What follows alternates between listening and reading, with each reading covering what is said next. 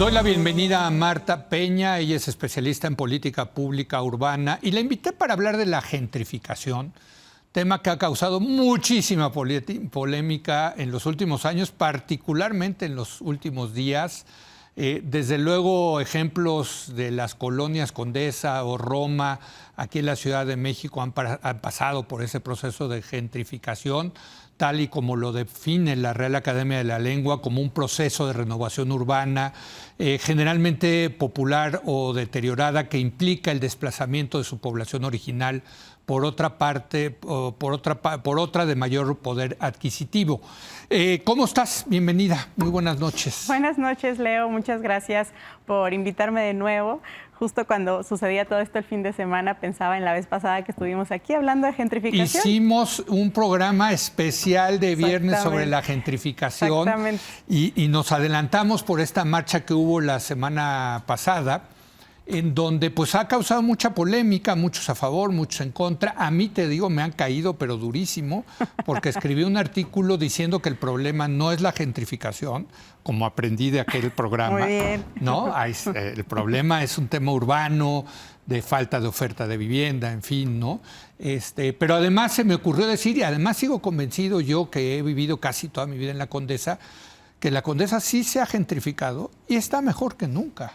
Yo creo, pero me cayeron a palos por todos lados, ¿no? Pero creo que vale la pena seguirlo debatiendo, ¿no? ¿Cómo ves? Sí, justamente, y platicábamos acá afuera y me decían, ¿vas a regañar a Leo? Y le digo, no, esto no se trata de regaño, sino más bien de profundizar. Sí. Y yo creo que es cómo llegar a las diferentes aristas que tienen que ver con la gentrificación, ¿no? Claro. El movimiento es legítimo en el sentido de que la libre protesta es algo que en México además pues se ha promovido, ¿no? Claro, no, y la gente tiene derecho a estar enojada y a protestar, eso sin duda. A opinar sobre lo que no le es algo útil para su vida cotidiana. Eso me parece que es algo que se ha venido haciendo cada vez más en México y me parece que la sociedad, y que también lo platicábamos la vez pasada, cada vez está más ávida de espacios donde pueda opinar acerca de lo que les es incómodo. Claro, ¿no? claro. Y también hay que quitar de un lado las expresiones xenófobas, chauvinistas que hubieron en la marcha, diciendo que quien tiene la culpa son los extranjeros.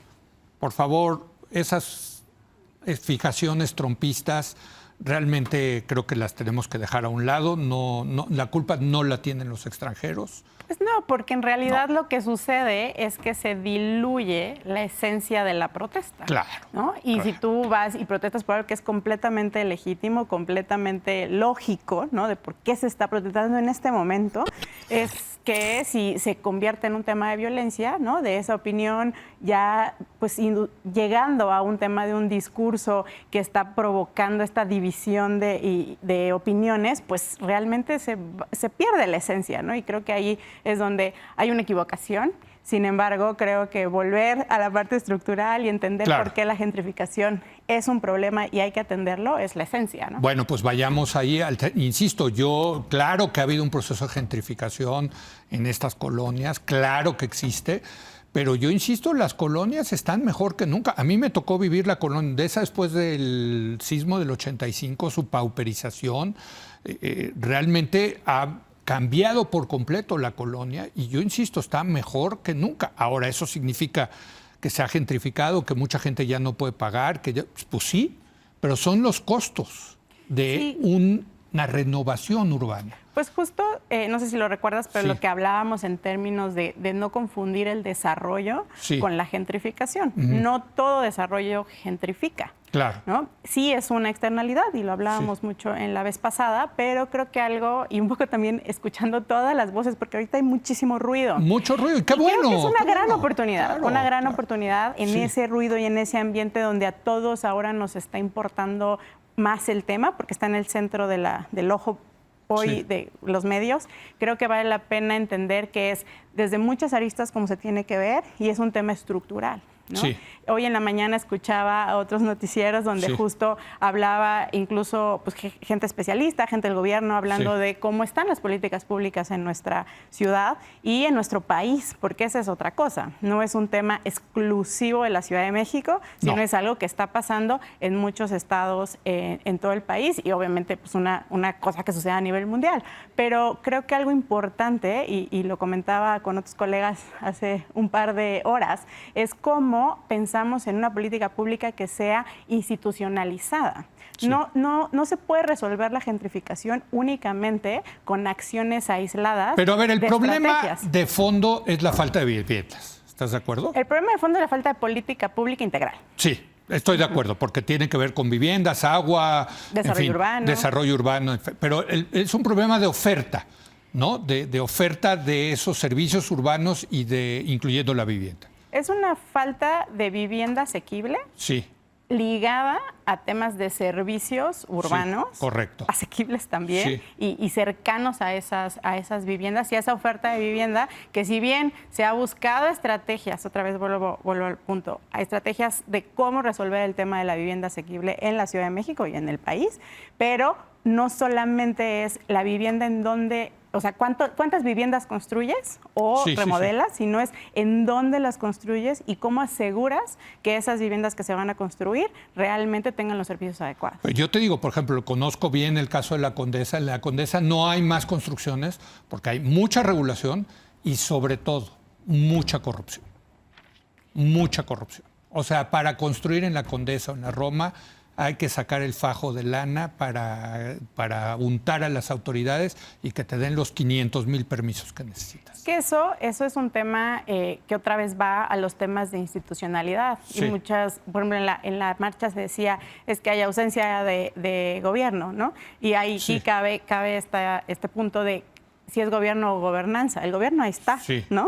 claro, Pero que claro. tanto hay una gobernanza integral con leyes claras y sobre todo cómo operativizas esas leyes, ¿no? Existe una ley de vivienda, ¿no? Sí. Existe una ley de planeación en la Ciudad de México. Siempre he dicho, la Constitución de la Ciudad de México es una cosa en papel Preciosa. increíble. O sea, la Claro, verdad es que el constituyente en ese momento hizo un trabajo espectacular. Típica simulación mexicana. En leyes estamos a todo dar, pero a la hora de aplicarlas... ¿Cómo las llevamos a aplicarlas? Claro. Para entonces tener reglamentos que permitan que esas ideas, ¿no?, plasmadas en una constitución puedan traducirse en leyes y esas leyes después a sus reglamentos y su operación, ¿no? Entonces, creo que hay un vacío que hay que trabajarlo rápido porque además, pues, mientras el gobierno va transitando en su sexenio a nivel jefatura de gobierno, pero en nivel alcaldía, que también acordémonos que son los gobiernos más cercanos a la población, no hay una corrupción, ¿Qué va pasando con estas ideas, buenas intenciones que se traducen en leyes y reglamentos? A ver, déjame porque me quedan 2 minutos y no me quiero ir sin preguntarte. Muchos dicen control de rentas. ¿Tú qué opinas al respecto? Creo que es algo que debe de estar vinculado a incentivos fiscales, porque no solamente regular la renta es algo que va a acabar con el tema del deseo de rentar de manera temporal.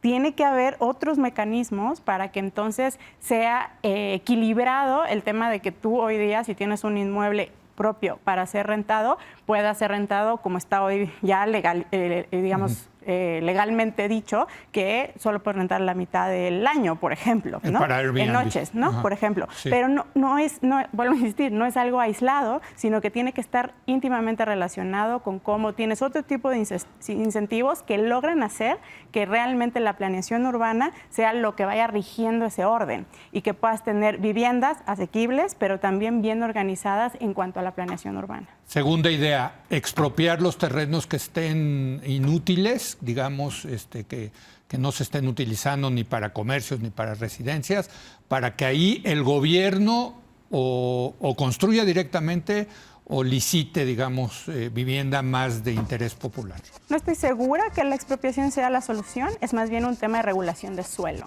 Okay. Es ausente la ley de ordenamiento territorial en la Ciudad de México. Es esa ley que debe de equilibrar esos usos de suelo en la ciudad y sobre todo empezar a ver que el tema de la gentrificación no solamente está sucediendo ya en Ciudad Central, que es donde más lo vemos, sino que está sucediendo en las periferias, en lugares en donde ni siquiera te imaginarías que el precio de la vivienda está incrementando en un 36%. Sí, lo decía Viridiana Ríos en su columna, que la Gustavo Amadero, por ejemplo, también hay un tema de gentrificación, ¿no? Pero, o Iztapalapa, bueno, pero es que es parte del desarrollo económico de esta ciudad, pero en fin, ya se nos acabó el tiempo. Vamos a seguirlo, ¿te parece? Me parece lo perfecto. Lo seguimos platicando porque vaya que es un tema. Gracias. Sí, muchas gracias. Gracias, Leo. y gracias a usted por habernos acompañado.